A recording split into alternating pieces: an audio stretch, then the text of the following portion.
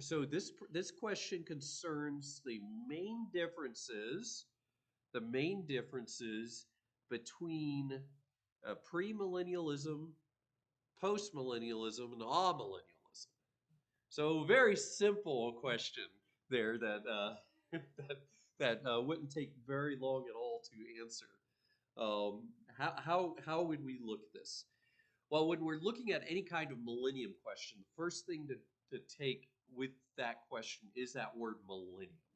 What is the millennium? What are we talking about? Well, if you look in your Bibles and turn to Revelation chapter 20, you'll see exactly what we're talking about. Oh, look at that. I turned right there to it. That's good. I would have won the Bible drill on that one. Revelation 20. I'll give you guys a time to get there.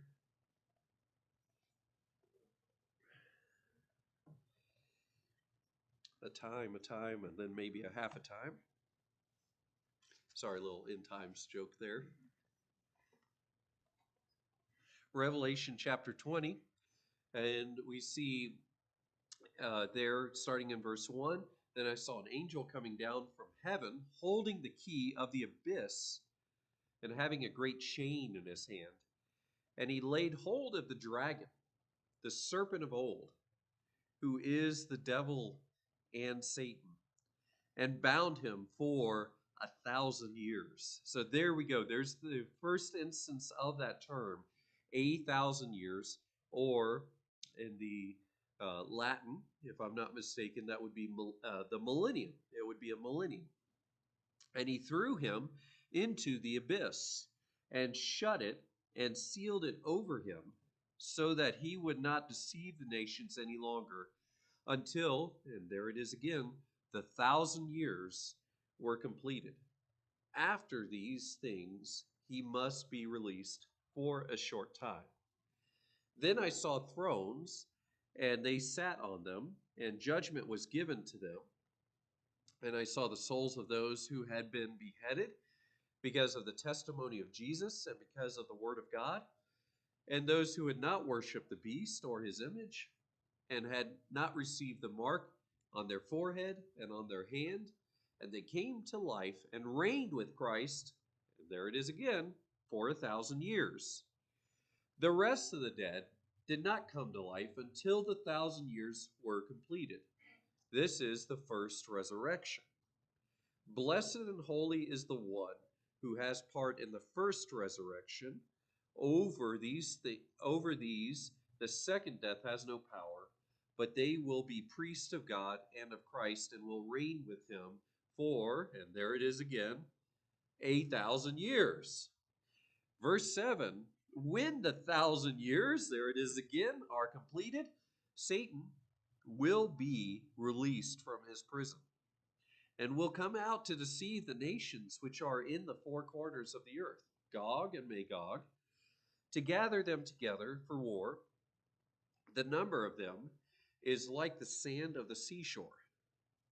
And then they came up on the broad plain of the earth and surrounded the camp of the saints and the beloved city, and fire came down from heaven and devoured them. And the devil who deceived them was thrown into the lake of fire and brimstone, where the beast and the false prophet are also, and they will be tormented day and night forever and ever. And then after that is the great white throne judgment. Now, we have seen that term being repeated 1,000 years, 1,000 years, 1,000 years, 1,000 years. So when the questions of the millennium come up, the question is, okay, what is happening there and when is it? What is happening there and when is it? Well, what is happening there is clearly the reign of Jesus Christ. We might also call it the messianic reign or the messianic kingdom. And so these are various terms to describe what's happening. This is the kingdom where the saints rule and reign, and they reign throughout that time. Satan is bound. There is no more deception of the nations happening at that time. And it is only after the 1,000 years that Satan will be released from his prison. Now, when is that? Well, if you are an amillennialist, and that is probably the most common view in church history, an amillennialist, well, if you think about that very first letter A, there typically we put that at the beginning of words to negate the word, right? It's called the alpha privative, and you put it at the beginning of a word, or I guess from your angle it'd be this way. You put it at the beginning of a word to say that it is not this. And so, if you are an atheist, you are someone who doesn't believe in theism. You are someone who does not believe in God, or at least that's what you have professed. If you are amoral, that means that you are someone who does not live up to morality. You are someone who is living a very immoral life, right? And so these are ways of, or this is a way of negating the word before it. Now, amillennialism is basically saying that this is not something that is going to be literally fulfilled. This is not something that's going to be literally fulfilled, but it is something that is spiritually fulfilled. And I want to be as fair as possible with this because I do have a lot of amillennialist friends, and I think they would say something along the lines of, "We're not saying that the millennium doesn't exist. We are just saying that it is not going to be this thing that maybe we had imagined. It is actually the church age." And so they would say, we're not saying that the millennium doesn't exist. It is actually descriptive of the church age. And so the millennium for them actually began with Christ. We might say with Christ's death on the cross. That would be Satan being defeated. Um, Now Satan doesn't have the power that he once had, which is something that has some truth to it. Satan doesn't have the power that he once had because of what Christ did on the cross. But they would say with Pentecost, that this is now the church age. And as a result, this is the reign of Christ, and Christ is ruling and reigning in our hearts. They are not saying that they don't believe that Jesus will one day physically come and rule and reign, but that will happen at the end of the millennium, as it were, because actually the church age now is about 2,000 years old, not just 1,000 year old. It's 2,000 years old, and they would believe that Jesus comes at the end of the millennium. Now, that's all millennialism. You say, that doesn't quite sound right to me because this seems like it's describing a definite period of time. And for other people, they would say, yes, this is describing a definite period of time. And so there is a kind of a twist on amillennialism, which is called postmillennialism. Postmillennialism. By the way, all of the millennialisms describe when Christ is coming back. And so post-millennialism, if we say post, we're saying after. So Christ is coming after the millennium. Well, you say that sounds exactly like what you said with all millennialism. That's true. But here's the twist that post-millennialists put on it. They say that at some point in the church age, we're not currently in the millennium yet, but there's some point at which we reach, say, a critical mass. The gospel has reached enough people. The gospel has enough influence upon the earth. And at that point, we then enter the millennium. And perhaps it will be 1,000 years. Some would say, yes, it is 1,000 years. Some might say it could be 10,000 years or whatever else. But they would say, maybe even today, this is still considered the early church, and we're still getting things figured out. And then one day we're going to get the world evangelized to the point at which we enter the millennium, we trigger the millennium. Christ is ruling and reigning in our hearts, as it were, but we're all, we're all Christian nationalists, I guess. We all have Christian nations. And I wouldn't mind a Christian nation. I'm not exactly making a comment about that. Although there are some Christian nationalists who have some bad ideas, but they would say, yeah, we're all being informed by Scripture at that point, and Jesus just kind of comes to this kingdom that, in a sense, He is set up through us, or in another way, we have set up. We have set up by His power, perhaps, but we set it up, and then He comes back. And so that's the post-millennialists. They would say, we kind of conquer society. And the postmillennialist will say that they have the optimistic view of the end times, because in the end we win. In the end we win. So that's kind of the idea there. So keep at it, plant your vineyards. There's a lot of Old Testament imagery that can be brought forward. Uh, um, you know, Build houses, plant your vineyards. We're in it for the long haul. And I would say, in a sense, I'm with them because I want to fight those battles alongside of them.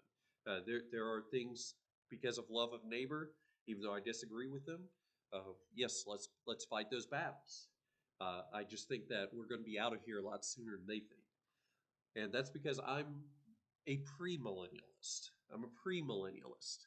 Like I said, if if post describes when Jesus is returning, well, so does pre. Premillennialists, though, premillennialists believe that Jesus will return at the beginning of the millennium, and He will set up the millennium. And so this is what we see in Revelation 19. We have the return of Christ, and he has the battle of Armageddon, and he seizes the beast, he seizes the Antichrist, he slays the enemies with a sword, and then we see that the angel comes down, binds up Satan in Revelation 20, and the 1,000-year reign begins. And so this is the premillennial position. This is the position of the early church, by the way. Most of the early church were premillennialists. Um, they believed that Jesus was coming back and He was going to restore the kingdom to Israel. And sometimes there's a little bit of debate about that, but that He would come back, He would restore it. Maybe there would be some discussion as to whether there would be a tribulation period. Um, you can kind of see different church fathers have different takes on that. But the universal view basically was, until about the time of Origen, that there was going to be a 1,000-year reign that was still on the horizon. And so the early church believed that this was still future. And that's what I believe as well. And that's because as we read this, what do we read? Well, Satan is bound. I don't think that Satan's bound today in the sense that he no longer has any power on the earth. Did he get his teeth knocked out by the cross? Sure. But is he bound today? No, I don't think so. I don't think so. And so he still has power. We're still warned about him. And I do not comprehend the view that, okay, Satan's bound in the amillennial view, for instance, but he's got a leash, and so he can still get you at times. That doesn't quite make sense to me. So I see this as a promise of a time where there's no deception, and then we see people who have been put to death for Jesus. Well, yeah, people have been put to death for Jesus and for His name's sake throughout the church age, but they have not been brought back to life at any point, unless I missed something in history. And I could have missed something in history, but I don't think I missed that. A bunch of people coming back to life at some point. And so this is still talking about something that is still future, something that is still on the horizon. And again, as we think about the tribulation period, and this is a whole other discussion that's not it's not entirely disconnected from the question of the millennium, but it's also not. Um, it's also separate from the question of the millennium. Is there a 7 year tribulation? What about the Antichrist? What about the mark of the beast? All of that stuff. Well, here we see there's something that happened, and the people who go into the millennium, and I do believe there is going to be a literal tribulation period. The people who go into the millennium are going to be those who did not worship the beast or his image. They are the ones who did not receive the mark on their forehead and in their hand. They were either put to death at that time, or because of that, and they come to life, or maybe they were already alive, they survived at that point. And so we see the rest of the dead did not come to life until the 1,000 years were completed. So this is a resurrection. This is described as the first resurrection. And this has to be something that happens with the return of Christ and with the start of the kingdom. And here we even see blessed and holy is the one who takes part in the first resurrection.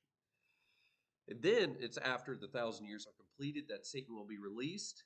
He will deceive the nations, Gog and Magog, to gather them together for war. The number of them is like the sand of the seashore. People will say, okay, yes, but if you believe the millennium is this place where Jesus is physically ruling and reigning, how can there be people who get deceived by Satan? Well, remember that there are going to be living people that go into the millennium. People with flesh and blood bodies that are not glorified. And as they go into the millennium, they are going to live lives and have marriages and have children. And those children are going to grow and live lives and have marriages and have children. And as time goes on, the world is going to be repopulated at that point during the millennium.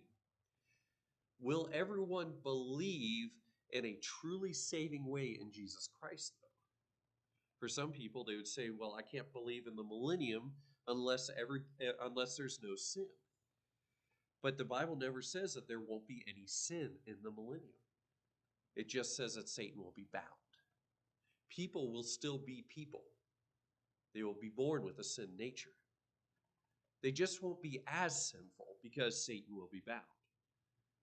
The things that draw people today, the things that are all over the internet that seem to make people wilder and wilder these days, that kind of stuff just won't exist anymore. And so there's going to be a calming. It's going to be, kind of um, like an idealistic view of society. Sometimes we think back to like the 40s and 50s and think, okay, that was when culture was really nice and calm and everything like that.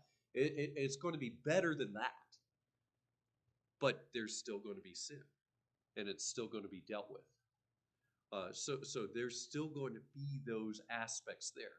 When Satan is released, the people who are perhaps, just culturally there and they're, giving giving some kind of lip service to the king that's over there in Jerusalem, when Satan is released, they're going to say, okay, I think we can rebel against this. This has been going on for so long. I think we can rebel against this.